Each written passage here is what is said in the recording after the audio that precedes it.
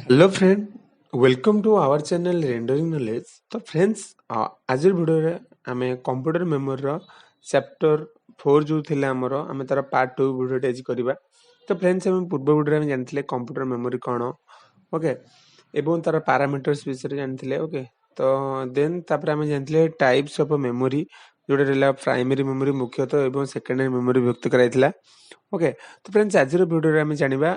आंक भितर तो डिफरेंस आमे जानथिले प्राइमरी मेमोरी का कहबा सेकेंडरी मेमोरी का कहबा तांक भितर तो ओवरऑल आमे डिफरेंस जानथिले, किंतु फ्रेंड्स आज वीडियो रे आमे जानिबा प्राइमरी मेमोरी विषय रे आमे जानिबा प्राइमरी मेमोरी के पुणी केते विभक्त कराइछि से गुडा कोन कोन तो से विषय जानिबा। तो फ्रेंड्स, एग्जाम पे एई चैप्टर टी जो कंप्यूटर मेमोरी चैप्टर टी बहुत बहुत इंपोर्टेंट से फ्रेंड्स आमे सब चैप्टर आगो सब्जेक्ट करछे देन तापर आमे ऑब्जेक्टिव को जाउछे। ओके, ऑब्जेक्टिव रो सबुति उत्तर आंसर आपन को दबा कहले आपन प्रथमे बहुत भल भाव आपन को सब्जेक्ट को आपन को पढ़ा पड़ो। ओके, तो चलते समय नष्ट न करी स्टार्ट करिया। तो देखो कौन लिखला ना प्राइमरी मेमोरी, ठीक अच्छे, लिखला primary memory can be further classified into two category. Okay, जो प्राइमरी मेमोरी कौन कहूँ ना further classified into two category. को कैटेगरी दी बारे विभक्त आम प्राइमरी मेमोरी को आउथरे आम कर प्रथम कथा आम तो पढ़ी जो मेमोरी की दी बारे विभक्त कर मुख्यतः गोटे प्राइमरी मेमोरी गोटे सेकेंडरी मेमोरी आम ये पढ़ले। ओके, आकु मध्य हमें से भाया प्राइमरी मेमोरी की मध्य हमें दी भाग विभक्त कर गोटे हूँ ओके, तो गोटे हूँ रैम गोटे हूँ। ओके, जो प्राइमरी मेमोरी की जाऊँगी प्राइमरी मेमोरी आम क्या कहते काली पढ़ी देखो the memory unit that communicate directly with the CPU. Okay, जो मेमोरी यूनिटा कि सीपीयू सहित डायरेक्ट कम्युनिकेट करुच्ची, ठीक है, आम कहे प्राइमरी मेमोरी, ठीक अच्छे। ओके, तो देखो फ्रेंड्स, तो से विषय जाना तो आदर दी प्रकार अच्छी ये प्राइमरी मेमोरी हूँ पुणी दी प्रकार गोटे हूँ रैम गोटे हूँ रोम। ओके, गोटे हूँ रैम हूँ गोटे हूँ रोम हूँ। देखो रैम माने है रैंडम एक्सेस मेमोरी आम काली पैरामीटर्स विषय में पढ़ी देखो ये पढ़ी एक्सेस मोड विषय में पढ़ी। ओके, ठीक अच्छे। तो फ्रेंड्स, से आपको समस्त अर्थ ही बुझी दूसरी देखो एक्चुअली यार अर्थ कौन ना रैंडम एक्सेस मेमोरी माने रैंडम जेकोसी जगह तुम डाटा एक्सेस कर तो आम मु काली भलसे आम काली पढ़ी एक्सेस मेमोरी जो एक्सेस मोड अनुसार आम मेमोरी के बांटी पार गोटे हूँ रैंडम सिक्वेंशियल गोटे डायरेक्टली अच्छे। ओके, तो यहाँ कौन रहा ना रैम माने फ्रेंड्स जानते random access memory. Okay, random आम जेकोसी डाटा को भितर आम एक्सेस कर ठीक अच्छे। तो रीड ओनली मेमोरी माने कौन देखो रीड ओनली मेमोरी माने जो मेमोरी केवल आप रीड कर राइट कर रीड माने कौन देखो मनकर आप डॉक्यूमेंट मनकर लिखिं मनकर डॉक्यूमेंट गोटे सेव होगी आप फाइल गोटे पीडीएफ टे तो से पीडीएफ टाक केवल जदि आपंकर जदि एडिट न करि परिबे तो सेटा खाली आपको पढ़िबार एक्सेस मिलछि, ठीक अछि। तो सेही बेला क्षेत्र में तो कहबा सेटा केवल रीड ओनली। ओके, तो ई से बेला मध्ये एमिति गोटे सॉफ्टवेयर जोटा लिखा गला परे तो ताकू आउ जमा भी आपण ताको रिराइट से ही परिबनी, ठीक अछि। जा लिखा ही अछि तादरे जा प्रोग्रामिंग ही अछि तो से गुडा ताको हमें किछि भी चेंजेस हमें करि परिबे नै। देखो फ्रेंड्स, ओके, तो ई हला से बुला दिनछ। तो देखो आम पढ़ा प्रथम कौन ना रैम विषय में पढ़ा, ठीक अच्छे। तो रैम बा जोटा हूँ रैंडम एक्सेस मेमोरी, तो it is also known as read and write memory. कहीं कौन कहला को रीड एंड राइट मेमोरी ना देखो मनकर एटा रैम उपर मोटा मु कहूँ जहाँ भी आम ओपन फोन करछे जहाँ भी सब करछे कोन डॉक्यूमेंट लिखुचे कि जहाँ भी सब करछे से सब रैम उपर लोड होछि। देखो आम ताको चाहे चेंजेस कर परछे ताको चाहे काटी परछे रीड कर परछे। तो आ द्वारा कोन दीटा काम आम एक से डाटा को चेंजेस भी कर परछे एक से डाटा को आम सब किछि कर परछे, ठीक अछि। माने एक देखो चेंज भी कले एवं ताको आमे राइट भी आमे सॉरी रीड करछो राइट भी मध्य कर परछो। ओके, तो सेति पे कोन कहूची ना आकु मध्य हम कोन कहै जे it is also known as read and write. Okay, read write memory आकु मध्य रीड राइट मेमोरी कहै जे। Okay, that's allow CPU to read as well as write data and instruction into it. Okay, देखो आमे CPU माध्यम रे आमे जहां भी जे कोनसी काम करछो सब सीपीयू माध्यम रे प्रोसेसिंग होची। देखो मु जहाँ भी करुच्ची बर्तमान जहाँ भी लिखुची जहाँ भी सब करुच्ची ये सब रैम उपर लोड होगी तो से आदर आपको मु चेंजेस कर पार्छु। ओके, ठीक अच्छे, एवं आपको पढ़ी पार्छु, ठीक अच्छे। किंतु जदि एटा जदि रॉम उपर लोड होंदा और रॉम उपर जमा भी लोड हो पारिबनी। ओके, जदि भी मु से क्षेत्र कहूँ किंतु आकु आमे केवल खाली देखि पारंते। ओके, किंतु आमे केबे भी ताकु आमे किछि चेंजेस कि किछि भी आमे ताकु करि पारि न थांदे, ठीक अच्छे। तो देखो there are two categories of RAM okay तो फ्रेंड्स पुणी देखो रैम पुणी दी प्रकार रैम ओके ये जो रैम आम पढ़ले कौन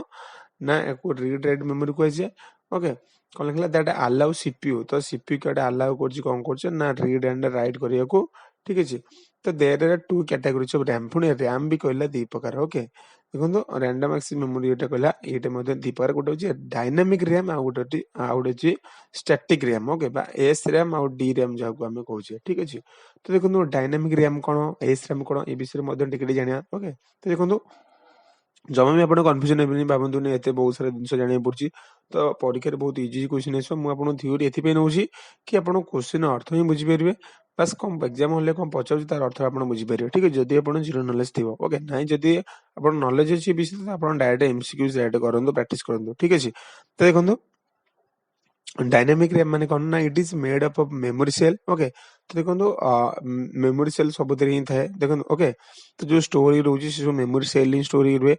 कौन डायनामिक रैम ओके बा जो डी रैम आम जो कहे it is made up of memory cell where each cell is composed of one capacitor and one transistor से जो कौ जो मेमोरी सेल जो थाए ओके से जो कौ जो मेमोरी सेल थाए कौन मेमोरी सेल आम कौन पाया ये जो डायनामिक रैम रो ना गोटे गोटे पाया ओके गोटे कैपेसिटर पाया एवं आम गोटे ट्रांजिस्टर पाए तो ओके आ छड़ा किसी भी पाइबानी ओके तो गोटे कैपेसिटर पाए गोटे ट्रांजिस्टर पाए ओके ए गोटे गोटे ही थी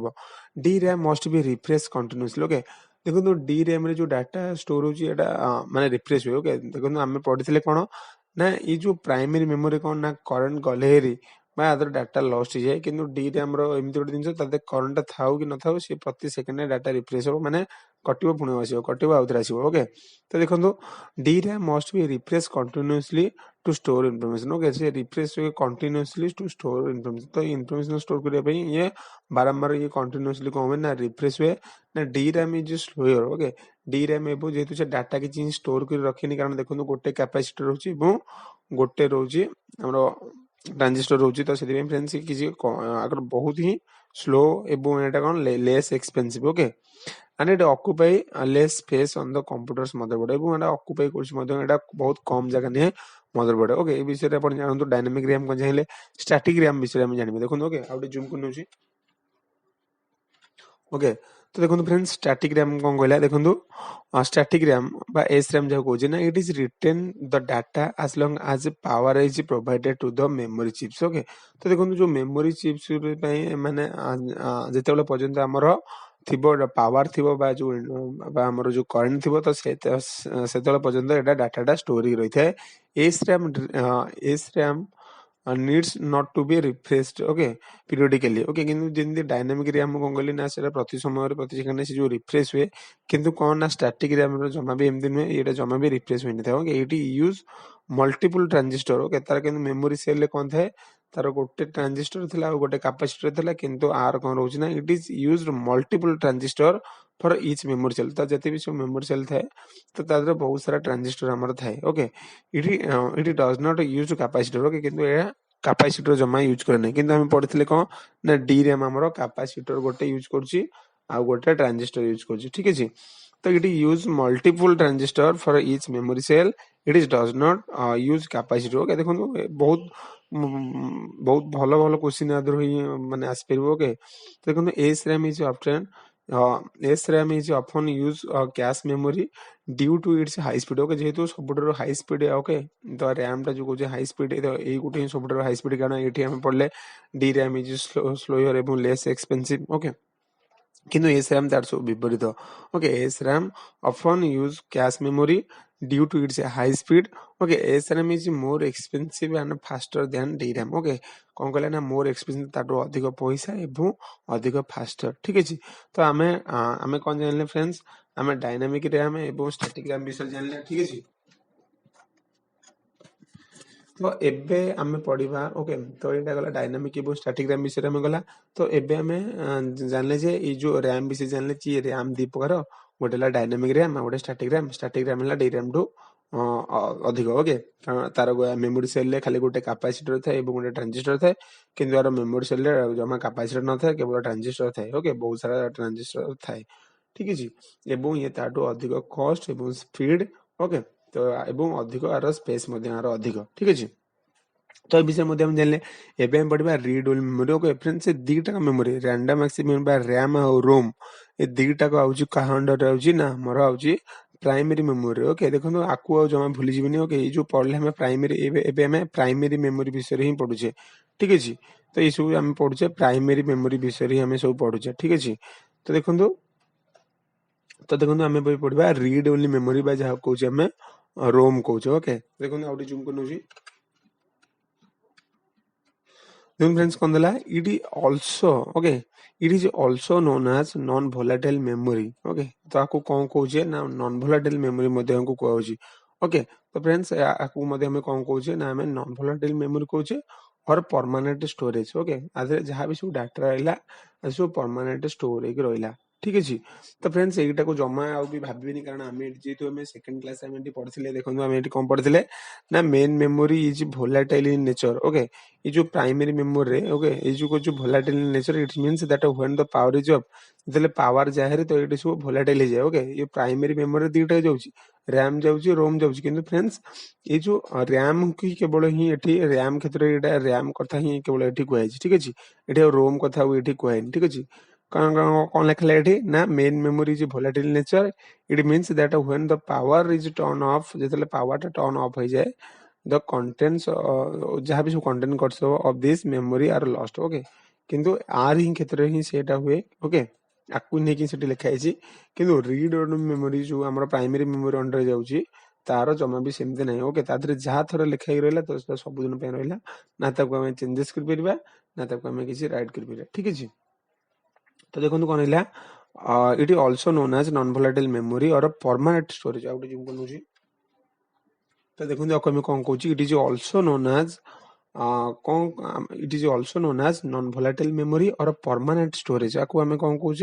ना नॉन वोलेटाइल मेमोरी और परमानेंट स्टोरेज आपको हमें कौन कहते ना it is also known as read write memory ठीक है आपको हमें कौन किंतु कौन कहूँ उल्टा तार कारण आधे आधे तो डाटा रहेनी ओके डाटा सब रिफ्रेश हो डी रैम तो रिफ्रेश ही कटि जाए आर पावर सप्लाई जो चली जाए तो से कटि जाए ओके किंतु ई जो जिनसा कौटा ये जो रीड ओनली मेमोरीटा ये ताठू विपरीत ये कौन ना it is also known as non volatile ना ये जमा भूलिबो एवं एटा गोटे permanent storage okay permanent storage means कोन लाइन पळै जाउ कि जाउ जाउ ये जमा आदरो डाटा लॉस्ट होबनी okay it is does not lose okay it is does not lose its content when the power is switched off जेतले स्विच ऑफ हो जाए कि कंप्यूटर जहां भी हम करछे किंतु डज नॉट यार जमा भी यार कंटेंट किछि भी यार लॉस्ट होएनी ठीक अछि there are three category of ROM okay तो ये जो रैम पड़ले हमें टू कैटेगरी रो डायनामिक रैम स्टैटिक रैम किंतु जदि रोम हमें कथा कहूचे रोम माने को हम जानले रीड ओनली मेमोरी एटा होची तीन भाग विभक्त ओके फ्रेंड देखो जो माने पे नुआ एटा जोटा नियति भाबे एटा आपण पढि नंतु बहुत भलो भाबे आपण मन रहि जिवो आराम से मन रहबो ओके मु जा बुझौची आपण बुझौटी चेष्टा करंतु ठीक अछि तो देखो कौन है ना programmable okay there are three category of ROM तो रोम वाला तीन प्रकार गोटे है प्रोग्रामेबल रोम बा रीड ओनली मेमोरी आ गोटे है इरेजेबल ओके देखो प्रोग्रामेबल माने कोन एठी कोन देला मु एठी प्रथम रो कहूची जे एठी रोम रे जहा राइट हे गला ओके आकु कहीं रीड राइट कहला मेमोरी कारण रीड ही परबो राइट ही परबो माने आकु चाहिले हमें आउ थरे जहा भी पढ़ी परिबे माने रीड माने एठी माने आतको एक्सेस करबा बा ताको यूज कर परिबा एबुन ताकि मध्य हमें ताको चेंज कर परिबा किंतु ए जगह रे कौन हम ना आपको हमें ना आपको केवल हमें रीड कर परिया किंतु हम राइट कर परिया माने जहां भी प्रोग्राम लिखाई तो हमें ताको चेंजेस कर परिया नहीं किंतु ए क्षेत्र रे तार विपरीत ठीक अछि तो ए जगह रे कौन होची देखो फ्रेंड्स तो सेति में तो ये सब तीन प्रकार कैटेगरी हे गेला कारण मु कोन कहली केवल को रीड कर राइट कर परिबनी ताको जति राइट न कर परिबो तो प्रथम जोटा रहला प्रोग्रामेबल रोम माने तो एटा केवल खाली प्रोग्रामिंग ही करि परिबो ओके जेते कंपाइल छडू छाड तो सीधा प्रोग्राम लिखि ही छाडला ठीक ताको हमें जमा भी चेंजेस कर परिबनी once P ROM has been programmed जेते थरे ही प्रोग्राम हे जिवो तो its contents can never be change तो यार content can never be change it is one time programmable device okay ताको मध्ये हमें कहजो वन टाइम प्रोग्रामेबल ओके सेति में कहजो हमें वन टाइम प्रोग्रामेबल ओके तो ओटीपी ओके एटा वन टाइम प्रोग्रामेबल एटा ठीक अछि एबो देखुनु तापरे आउडे देखुनु एटा भितरे देखुनु एटा प्रथम जाले कोन ना वन टाइम एटा ला केवल थरी मात्र प्रोग्रामिंग हे परबो एबो जमा भी इरेज हे परबो नै किंतु सेकंड टाइप रे जोटा आइला देखुनु एटा जोटा रोम टा बहुत सहज ओडला प्रोग्रामेबल आ ओडा erasable okay erase programmable ROM माने जहा को इरेज करि हबो ओके देखुनु इरेज करि हबो एटा गोटे इलेक्ट्रिकली इरेजेबल प्रोग्रामेबल रोम ओके एटा हला इरेजेबल प्रोग्रामेबल रोम एटा हला इलेक्ट्रिकली इरेजेबल प्रोग्रामेबल रोम ओके खाली एटा इलेक्ट्रिकल लागला आ नले इरेजेबल प्रोग्रामेबल रोम ओके दीटा को एका बस प्रथम डाला प्रोग्रामेबल सेकंड डाला इरेज लागला तापर थर्ड डाला कि चला इलेक्ट्रिकली ओके नले सब सेम देखो प्रोग्रामेबल रोम इरेजेबल प्रोग्रामेबल रोम इलेक्ट्रिकली इरेजेबल प्रोग्रामेबल रोम ओके किंतु इरेजेबल प्रोग्रामेबल रोम रे माने कोन ना अल्ट्रा वायलेट द्वारा एटा हला जहा सब ताको लिभि आउची जहा भी सब थिबा तादेरे एठी कोन हला ना इलेक्ट्रिकल मेथड रे यूज करके एटा हला इलेक्ट्रिकल द्वारा एटा रीड राइट होची ओके तांको भितरे गैप हला होची एतिकी ठीक अछि देखंतु it is similar to the PROM but it can erase bye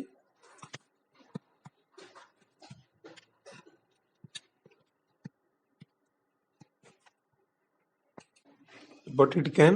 erase by the ultraviolet okay ultraviolet erasable programmable ROM को सिद्ध मध्यम कह जाउची ओके ओके तापर देखनु सेकंड थर्ड था कोनला देखंदो